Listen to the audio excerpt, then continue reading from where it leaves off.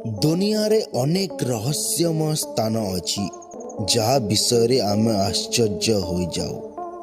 आज आमे आपणको एपरी एक स्थान विषय कहबू जोठारे कौनसी इलेक्ट्रॉनिक जंत्रपाति काम करेनी। से पर्यंत चैनल को लाइक एवं सब्सक्राइब करि नियंतु।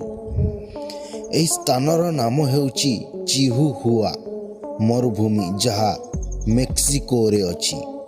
याकू जोन ऑफ साइलेंस मध्य कहा जाए। एही रहस्यमय स्थान को आसुथुबा लोक माने विश्वर अन्य मानक सहित संपर्क करि पारंती नाही।